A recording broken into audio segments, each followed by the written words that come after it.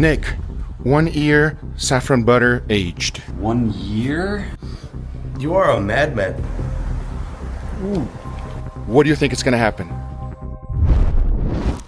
This is pound per pound the most expensive ingredient in the world, saffron. It's known as red gold, and it has been used for over 3,000 years. And this is butter. And on today's video, I'm combining both, making saffron butter. As I'm about to ask every YouTuber I know what they think of this insane experiment. You just wait to see their reaction, because first we gotta get this going. So I first started by melting my butter down. I'm gonna be needing a generous amount. As soon as that happened, I went ahead and grabbed myself some saffron and poured that hot butter right on top. This will help the saffron release its flavor, making it super tasty. Next step was to cool down the butter, so I transferred it to a clean container and immediately threw in the saffron mix. Now you want to combine all of this together. And friends, the smell that is coming out of this thing is intoxicating in the best possible way. As you can clearly see, it is super runny and it cannot be used this way. I need it to be more spreadable. There's a quick fix though. I placed the whole thing down on a bowl, followed by some ice. This will immediately cool down the butter, making it the right consistency I needed. As now is where the fun begins. I went ahead and grabbed the best meat I had available. It's this, a picanha. This one is special. It's prime grade. It was previously aged for 21 days, and it is straight from Riverbend Ranch from Idaho. This is my favorite piece of meat in the planet, and I'm hoping that the saffron butter is going to make it even better. I need to make a complete seal with the butter. If for whatever reason I let any of the air touch the picanha, this experiment will fail. So as you can clearly see, I'm adding way more than it's actually needed. As I was doing this, I was making sure that every single edge was perfectly covered. But most importantly, I'm literally making a vacuum seal with this butter. And once I was done, I achieved just that. You can't see any of the picanha. It's completely sealed because there's only one thing to do now, and that would be to put it in my dry ager and let the whole thing sit here for an entire year. Now recently, I made one of my biggest videos ever, and if you missed it, I highly recommend you checking it out. You see, I got all of the biggest food creators on the planet. We had an insane competition. First, it was a cook-off to see who cooks the best dish. Then we went straight to the racetrack. Yeah, we raced against each other to see who would be the fastest. After that, we went ahead and had the craziest food competition ever to find out who was going to become the GOAT. And at that time, I interviewed all of my friends to see what they think of this insane experiment. Nick, 1 year, saffron butter, aged. What's gonna happen? I have absolutely no idea. Can I try once you make it? Yes. Cool. Now let's do it. 1 year? It smells weird. Like you. You are a madman. It kind of smells weird, but it's not very strong. I think it's gonna be kind of crazy. Well, I think if you live, it's going to taste really good. Do you know if there's some kind of horrible toxin growing in here?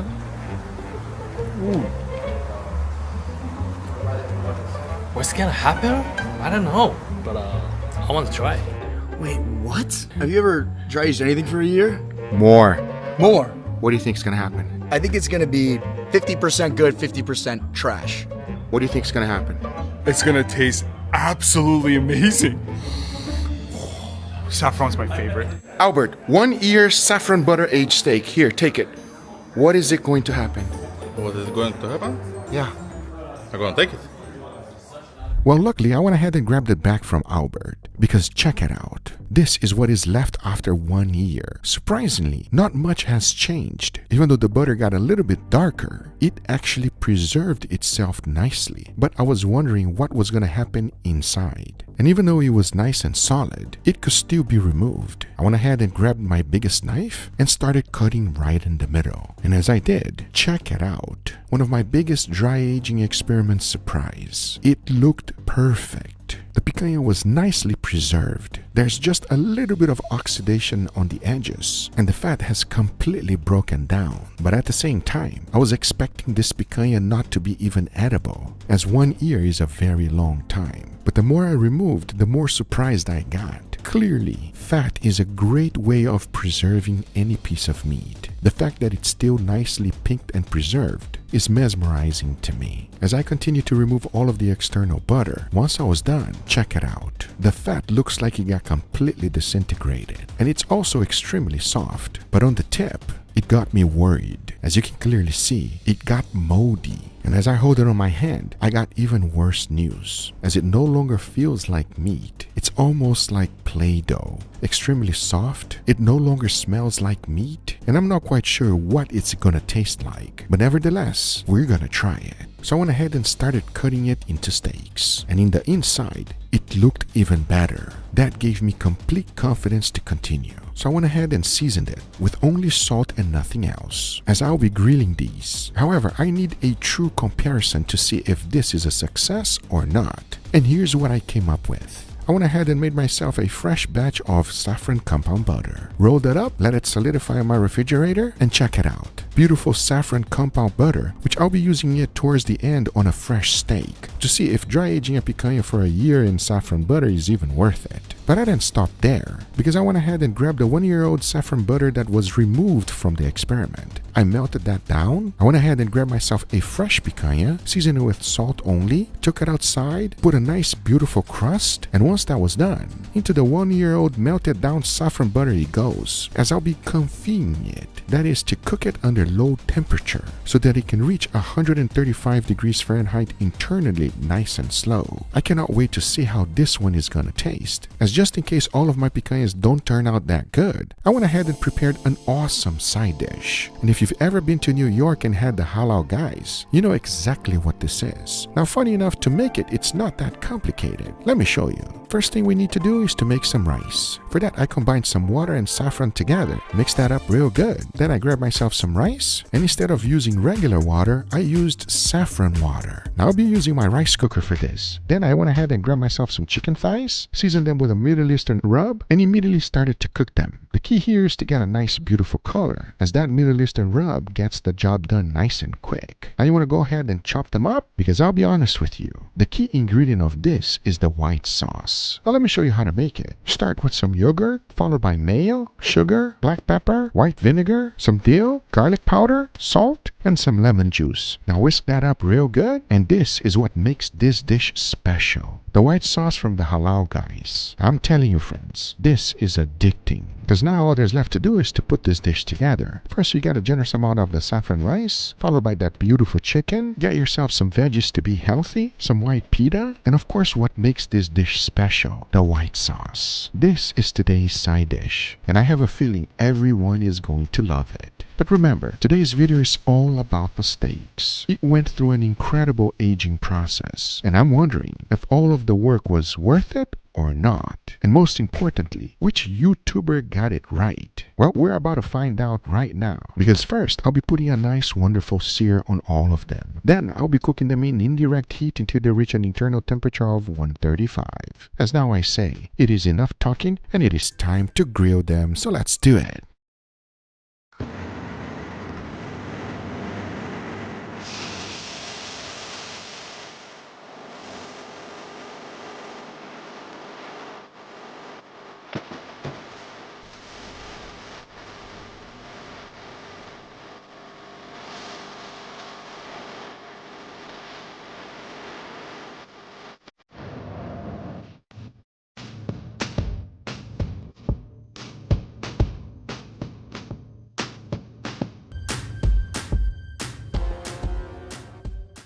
Before moving forward, I want to thank today's sponsor, Maeve. Listen up, everybody, because this is very important, especially if you have a dog. This video is sponsored by Maeve, and I've been feeding it to my dogs for a while now. And here's the thing, you don't need a lab test to see the difference. You notice it fast. More energy, shinier coats, better digestions, and yes, smaller stools. Which, let's be honest, everyone appreciates. Maeve makes real food for dogs. I'm talking human-grade ingredients you can actually recognize. Real beef, chicken, organ meats, fresh produce, and targeted supplements. Not mystery pellets, not not brown dust, real food. What I like is that Maeve flash freezes everything. So it keeps the nutrients and texture intact. That means easier digestions, cleaner teeth, better nutrient absorption, and no mess or complicated prep. You just scoop, serve, and your dog think it's their birthday every day. And just like with food for us, what your dog eats affects everything. Energy levels, skin and coat, weight, mobility, and overall health. Maeve is built to support all of that from the inside out. If you want to try it, check the link in the description. And I'm pinning a comment too. Go there and tell us why your dog loves Maeve and how switching to a whole food diet has worked for you. Thanks, Maeve, for sponsoring this video. Now let's get right back to it. All right, everybody, and here we got our beautiful feast today. Gentlemen, what do you guys think, huh? A lot of steaks equals happy meat. Yeah, but it's not any steak. Can you tell which one it is? That'd be okay.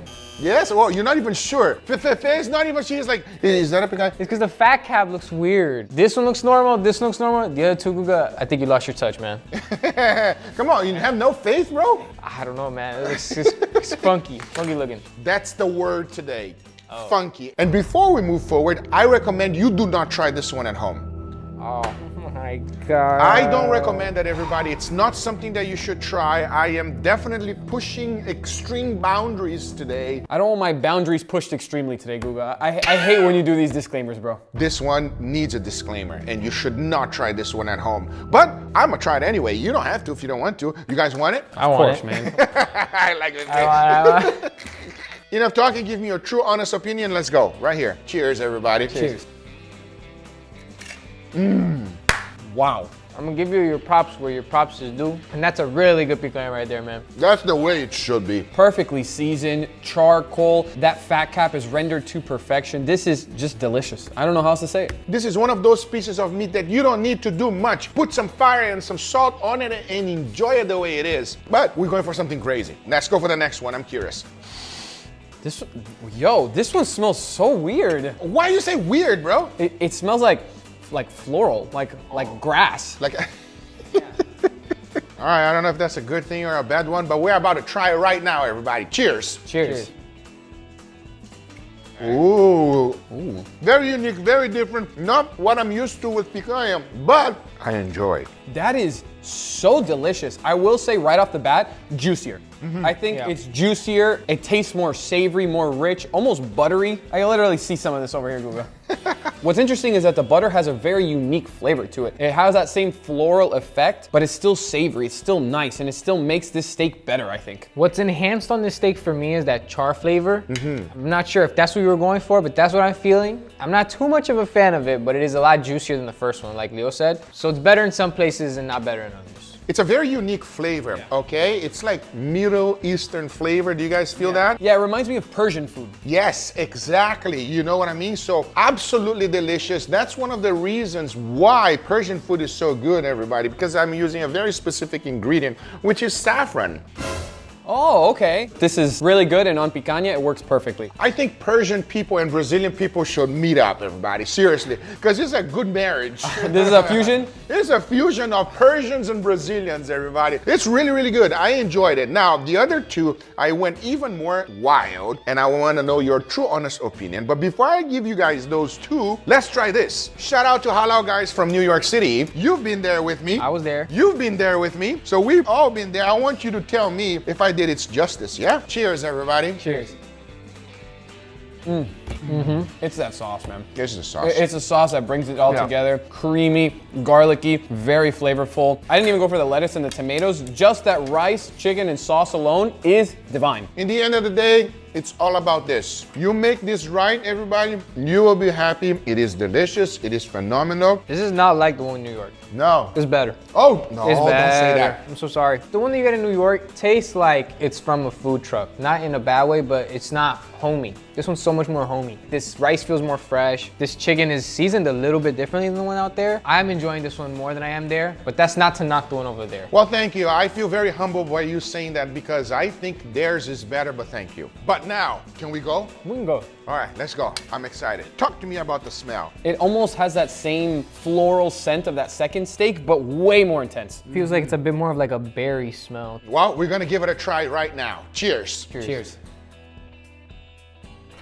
Oh, wow. Oh, that's unique. I'm pleasantly surprised. Wow. That is really good.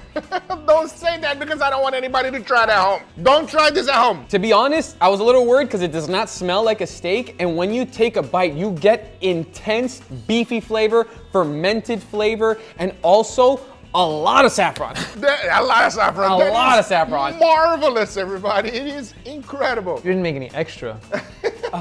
That is amazing, everybody. It is extremely tender. I would say slightly too tender, okay? But because of the crunchy crust that I got from the charcoal, it feels amazing, and it has that wonderful flavor of saffron. The third one is beautiful. I think it's the best one so far. That's all I gotta say, man. That's all you gotta say. Well, that's fair enough. I'm impressed at how funky it feels while still having a strong beef flavor. Yeah, it's crazy how good it is. Surprisingly delicious. Well, before I say anything else, we got one more to try. Let's go. Please dig in. Let's give it a try. Cheers. Cheers.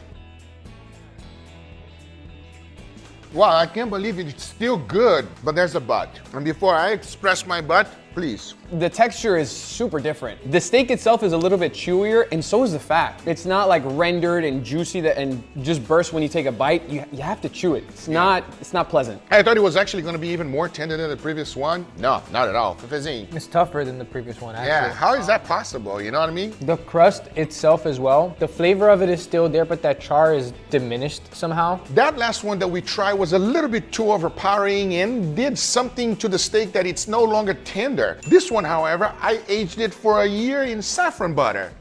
That's the one that's been sitting there? You cooked it? Yes, I finally cooked it. Remember when all the YouTubers came, I even had them actually smell it. You see, only one or two were right because this turned out amazing, everybody. And this one here, I just put compound butter on top. It's a fresh steak. Oh. Wow, this is like almost the exact same thing and a little bit juicier too. So if you guys don't want to wait a year, go for that. Yeah, especially if you're not a fan of the funk. That one doesn't have too much funk. Surprisingly enough, saffron butter is amazing. I hope you guys enjoyed this video. If you did, hit that thumbs up. If you're not a subscriber, be sure to subscribe, and we'll see you guys on the next one. Take care, everybody. Bye-bye.